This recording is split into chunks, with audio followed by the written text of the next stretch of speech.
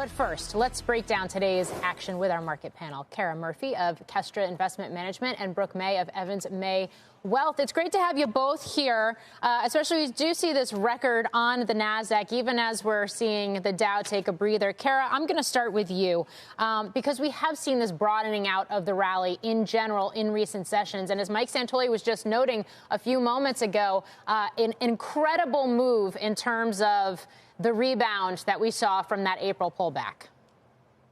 I think this is a very good sign, and it's healthy for the market. So it's sort of been a slow story that over the last couple of months, we've been seeing a broadening out, as you suggested, in the market. And in fact, if we go back just 4 weeks ago, we had about 65% of names in the S&P 500 running above their 200-day moving average.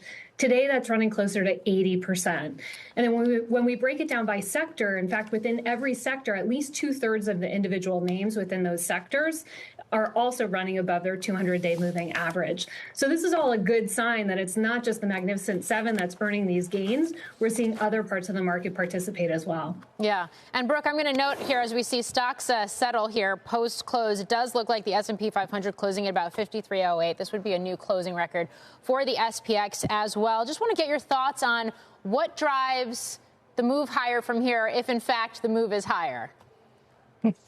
We've got a 5,600 to 5,800 price target on the S&P by year end. And we don't think this year is a sell in May and go away. We think that we could see more upside momentum through the summer. And it's going to be driven by multiple expansion in addition to earnings. As Kara mentioned, we see a broadening of the market. And with more participation, we think that there's upside opportunity.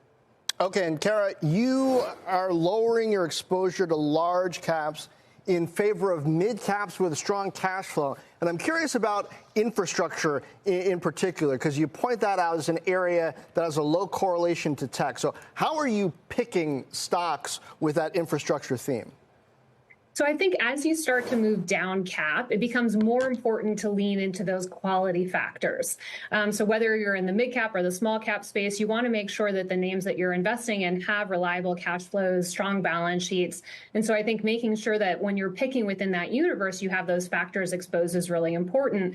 Then within infrastructure, you have some nice tailwinds in terms of more reasonable expectations moving forward, more favorable regulatory environment. And then again, we still like tech. It's not that we're out of there, but it does provide a nice diversifier within a portfolio against tech holdings.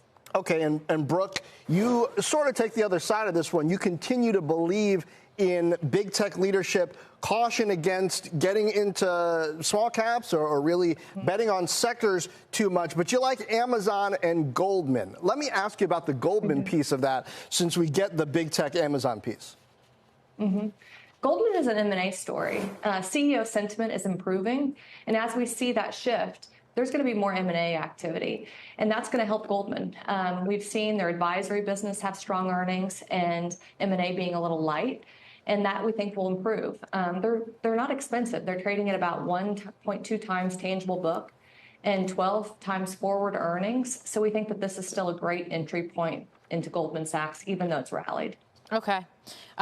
Kara, want to get your thoughts on fixed income here, given the fact that I realize you are overweight on equities. And in general, we have a market that's very risk on.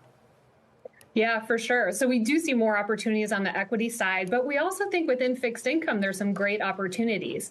In general, when you look at yields compared to where they've been over the last 10 years, they're way higher than where they have been. The exception is really in high yield. And so that's the area where we would be more cautious. Number one, you're not really being paid to take risk in that area. Credit spreads are near historic lows. And so you want to be able to be picking from other areas like higher grade investment, where you can be able to have a little bit more yield and you have a little bit more faith that those companies are going to be able to pay their bills going forward. So, Brooke, since you still believe in big tech leadership, how important is NVIDIA on Wednesday to that concept holding up? It's important. It's continued to lead the charge, and we fully expect a great earnings report and the stock to continue higher.